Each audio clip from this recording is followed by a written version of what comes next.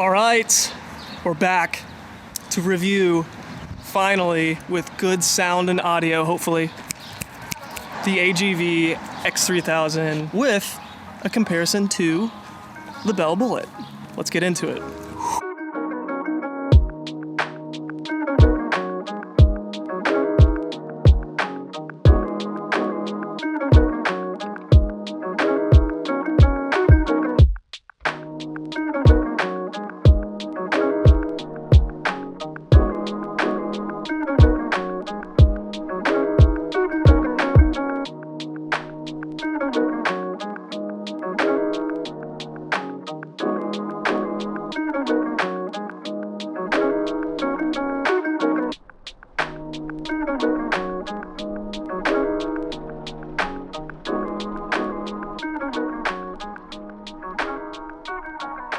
Here they are. You got the Bell Bullitt and the AGV X3000. Both helmets with a retro classic styling. So I'll dive into the details, some costs, how they fit, how they function, what the noise is like. Motorcycle. We'll dive into it all. Let's do it. First off, let's talk price. Dollars. Bell Bullitt and the AGV MSRP for $400. Both right now are on sale. The Bell Bullitt you can get for about $300 depending on the colorway, and the AGV you can get for about $320 on sale. For this comparison, look at this. They're both black. Just the thumbnail. They're both black. Which one will be the winner? Both in gloss black. Bell Bullitt has some chrome around the exterior, and both have tinted visors. Each were $50, $40. Both come with clear visors. Each shell is a composite fiberglass structure, so there's no difference there. Then let's talk styling and logo and branding. AGV has this sticker that's underneath the clear coat. You can't get it off. Bell Bullitt comes with a bell sticker, the signature bell with a circle around it, easily peeled off. Jacob's 2 cents, AGV needs to take a page out of the Bell Bullitt and remove that logo, or make it black. Head shape. Head shape is next. The AGV fits a more oval head shape. The Bell Bullitt fits a more rounder head shape. Frame of reference, I have an ovalish head. Is this an oval head or a round head? We don't know what kind of head she has, just a beautiful head. Let's talk weight. How much do you weigh? Me? Joking. Let's talk about weight of the helmet. So this is hard to tell, but when you put them on and you're wearing them, you discover that the AGV actually is lighter than the Bell Bullitt. So point to AGV over the Bell Bullitt.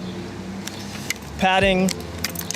Each one of them is decently comfortable, but if I were to choose one, I'd pick the AGV. The AGV breaks in a little bit firmer, feels a little bit more like higher quality. They're both replaceable, so that is a good thing.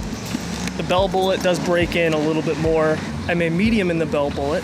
I'm a medium large in the AGV. Now let's talk about ventilation. Ventilation. Both have brow ventilation that actually scoops over the forehead. AGV is a little bit more technology built into the forehead, and the Bullitt has a leg up where it vents through the chin. The only thing that the AGV has is a little bit scoop out. I don't use much of the ventilation systems in either one of them, I will say. Straps. Is that one of them? Stress? Straps. Straps. Yeah, that's next. Visor and locking system. The locking system on the AGV, you have to remove this.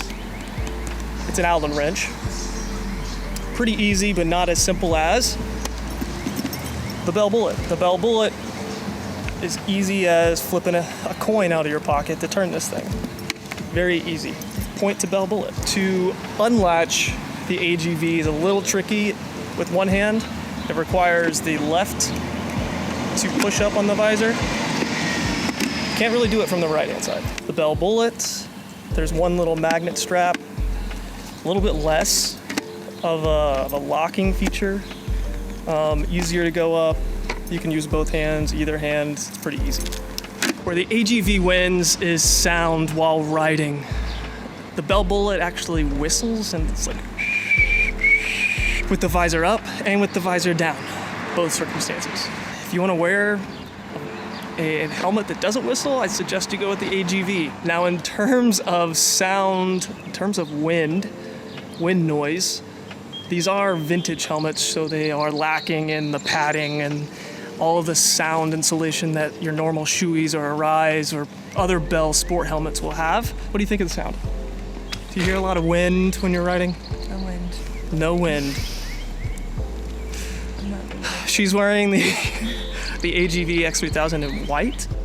You probably saw that in the intro video. There's less sound in the AGV as opposed to the Bell. Could be because of the way my head fits in it, and it could be the way that the padding breaks in over time. She says I have no hair. Oh. That factors into how it fits. Yeah. Questions I get on Instagram on both helmets is, does it fog for you? And especially wearing glasses, does it fog wearing glasses? Both answers, not really. They're pretty comparable in this. My glasses fog only in the deep, deep winter when I'm breathing really heavy. I think it happened actually in the first video, but I sighed, so I'll discredit that actual fog. No points here to either. Both do okay, but I'm not riding in the winter too much anyways, so take that with a grain of salt. Let's talk about chin straps. Chin straps, the AGV has a leg up here by far. The Bell Bullitt seems pretty cheap, and the AGV feels like it's their top line quality, every other sport helmet that they have.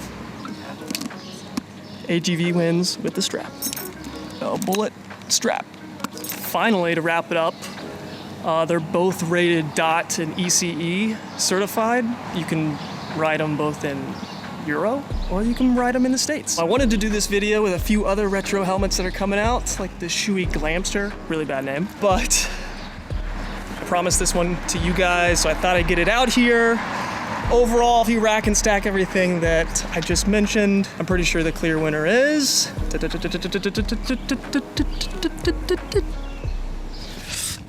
the AGV, which is why I got two of them, and she stole it. Not really, I gave it to her. I think that's it. We're going for a ride. It's too beautiful not to. You want to take a look at this bike? I'll catch you guys on the next one, but tell me below what your favorite is. If you have one of these helmets, let me know.